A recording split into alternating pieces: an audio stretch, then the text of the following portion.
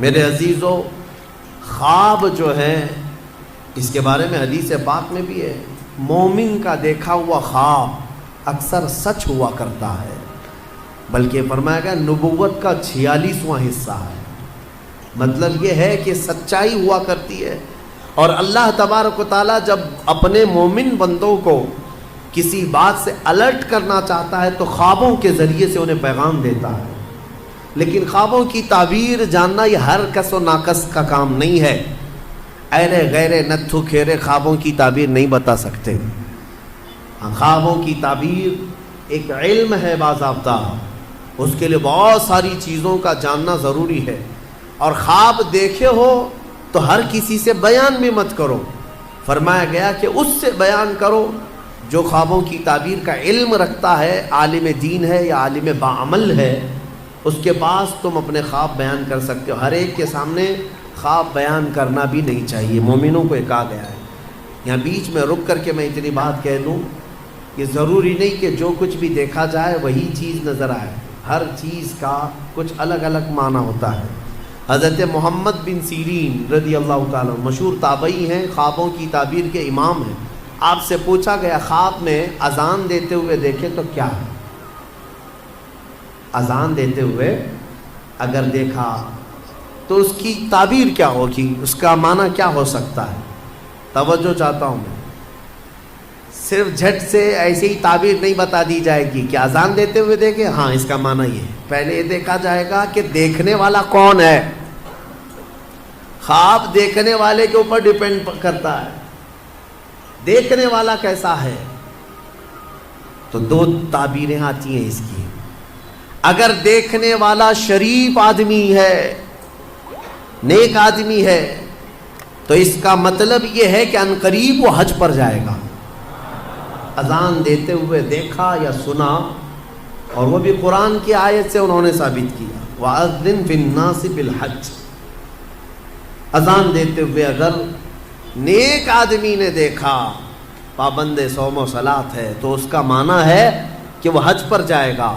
اور اگر فاسق و فاجر ہے، بے عمل ہے، اس نے دیکھا اذان دیتے ہوئے، تو اس کا معنی یہ ہے کہ عنقریب وہ چوری میں پکڑا جائے گا۔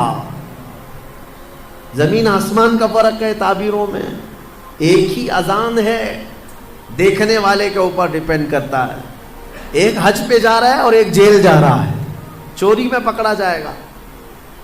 اس کو بھی انہوں نے قرآن کی آیت سے ثابت کیا، فَأَذَّنَ مُؤَذِّنٌ أَيَّتُهَا الْعِيرُ إِنَّكُمْ لَسَارِقُونَ۔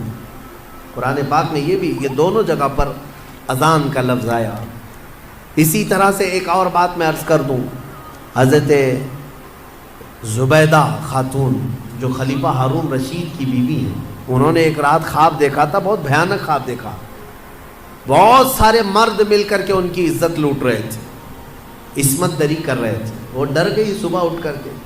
یہ وہی زمانہ ہے جب حضرت محمد بن سیرین موجود تھے۔ زبیدہ خاتون نے اپنی ایک خادمہ کو بلایا اور کہا حضرت محمد بن سیرین کے پاس جا، ایک خواب کی تعبیر پوچھ کر کیا، لیکن یہ کہنا کہ تو نے دیکھا خواب۔ عیب ہے نا، بادشاہ کی بیوی اگر ایسا خواب دیکھی ہے تو شرمندگی کی بات ہے کہ کیا کیا دیکھتی ہے خواب میں، لوگ باتیں بنائیں۔ تو خادمہ سے کہا کہنا کہ تو نے دیکھا۔ وہ گئی خادمہ اور جا کر کے حضرت محمد بن سیرین سے کہتی ہے کہ حضور کل رات میں نے ایک بھیانک خواب دیکھا ہے۔ کہا کیا دیکھا؟ کہا بہت سارے مرد مل کر میری عزت لوٹ رہے تھے، عصمت دری کر رہے تھے۔ تو حضرت محمد بن سیرین نے خواب پورا سننے کے بعد پوچھا تو کیا کرتی ہے؟ تو کیا کرتی ہے؟ تو اس نے کہا میں کنیز ہوں، دربار کی کنیز ہوں، خادمہ ہوں۔ حضرت محمد بن سیرین ہنسنے لگے، کہا تیری حیثیت ہی نہیں، تو یہ خواب دیکھ ہی نہیں سکتی، تو نے نہیں دیکھا یہ خواب، جھوٹ بول رہی ہے، جھوٹ بول رہی ہے۔ اس نے کہا آپ کو اس سے کیا مطلب؟ کہا بتا صحیح کس نے دیکھا، میں تعبیر بتا دوں۔ اس خادمہ نے کہا آپ نے تو پکڑ لیا ہے، یہ میری ملکہ زبیدہ خاتون نے دیکھا۔ تو حضرت محمد بن سیرین نے کہا ٹھیک ہے جاؤ اپنی ملکہ اپنی زبیدہ سے یہ بشارت دے دینا کہ اس خواب کی تعبیر کوئی گھناؤنی نہیں ہے، انقریب وہ ایک ایسا کام کرے گی جس سے پوری امت فائدہ اٹھائے گی، نیک کام کرے گی۔ اور اس خواب کی تعبیر ہی ہے کہ زبیدہ خاتون نے دریائے دجلہ سے لے کر عرفات کے میدان تک ایک نہر بنائی حاجیوں کے پانی پینے کے لیے۔ ہاں، ایک نہر زبیدہ خاتون نے اپنے پیسوں سے بنوائی تھی۔